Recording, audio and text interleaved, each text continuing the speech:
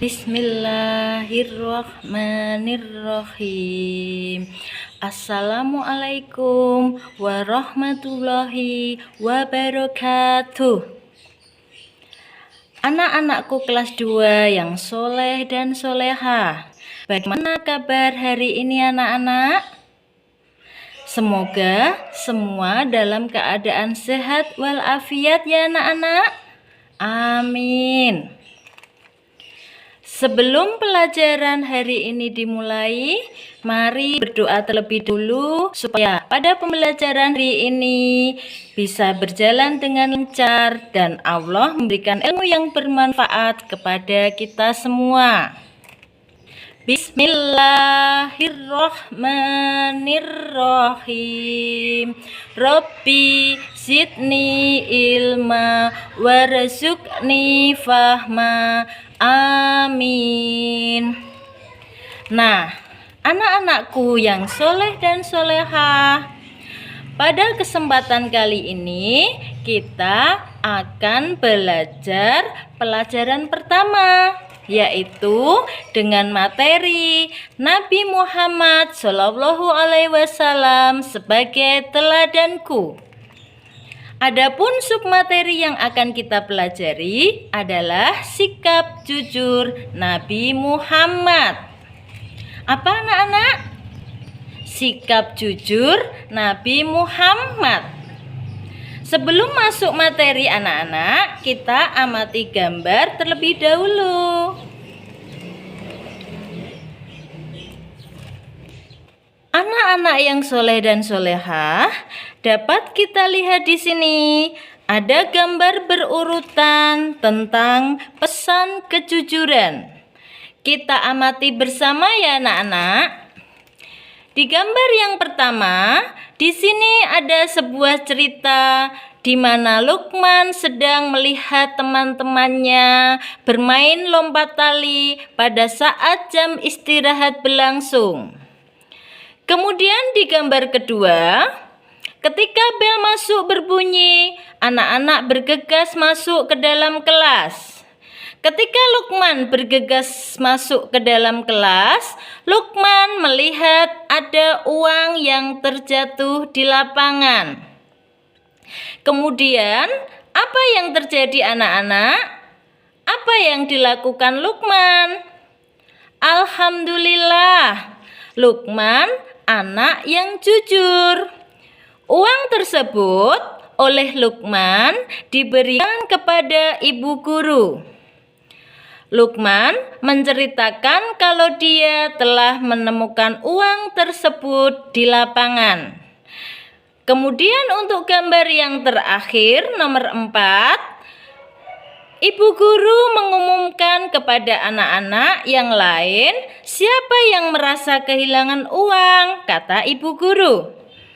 Kemudian salah satu teman Luqman mengangkat tangannya. Alhamdulillah, uang tersebut kembali ke pemiliknya. Nah, dari cerita tersebut kita dapat mengambil hikmah. Hikmahnya adalah kita harus menjadi anak yang jujur. Apa anak-anak kita harus jadi anak yang jujur? Kemudian kita masuk ke materi selanjutnya, yaitu sikap jujur Nabi Muhammad SAW. Nabi Muhammad terkenal jujur dalam setiap perkataan dan perbuatannya. Dengan kejujurannya, beliau mendapatkan gelar Al-Amin.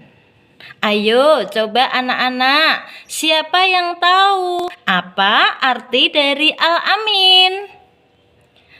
Al-Amin adalah orang yang dapat dipercaya. Coba ulangi anak-anak. Al-Amin adalah orang yang dapat dipercaya. Jadi, Nabi Muhammad itu selalu berkata jujur.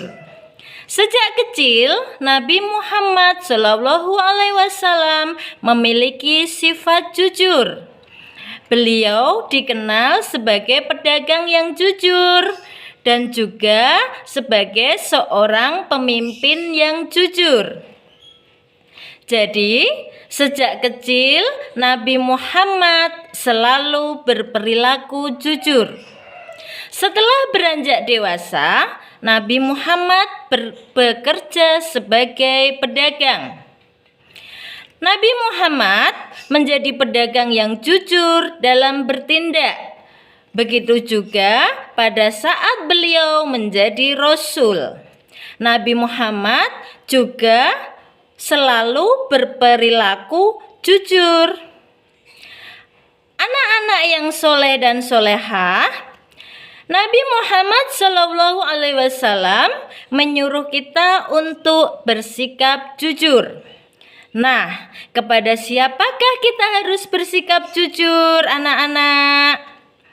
Yang pertama, kita harus bersikap jujur kepada Allah Subhanahu wa Ta'ala, yaitu dengan selalu beribadah dan bertakwa kepada Allah. Kemudian yang kedua, bersikap jujur kepada diri sendiri. Semisal kalau kita mampu, kita juga harus mengatakan mampu. Sebaliknya, kalau kita tidak mampu, kita harus mengatakan tidak mampu. Jadi, kita harus berkata jujur ya anak-anak, sesuai dengan apa yang ada pada diri kita. Kemudian kepada siapa lagi kita harus jujur, anak-anak? Yang ketiga, jujur kepada orang tua, kepada guru, juga kepada semua orang. Jadi, kita harus jujur kepada sesama manusia. Kalau orang lain bertanya, kita harus menjawab dengan jujur. Dan kalau kita bicara, maka kita harus bicara sejujur-jujurnya. Jadi anak jujur dicintai Allah. Jadi anak jujur kebanggaan Rasul. Janganlah kau ragu dan jangan kau bimbang. Jadi anak jujur pasti beruntung. Terima kasih anak-anak. Nah, setelah kita belajar tentang sikap Nabi Muhammad, saatnya kita menjawab pertanyaan. Nah, di sini dapat kita lihat anak-anak, ada 5 pertanyaan. Nanti anak-anak tugasnya memberi tanda checklist di dalam kolom ya atau tidak.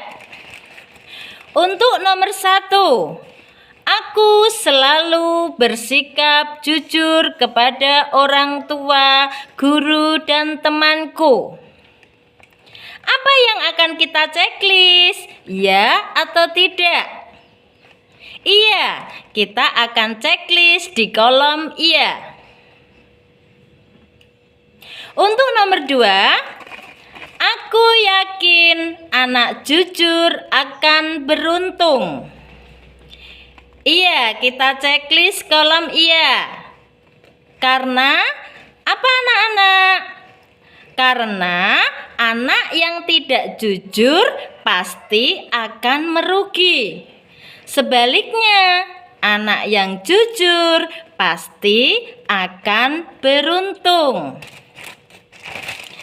Kemudian anak-anak, untuk nomor 3, yaitu aku yakin anak yang tidak jujur pasti akan merugi. Kita jawab iya atau tidak anak-anak?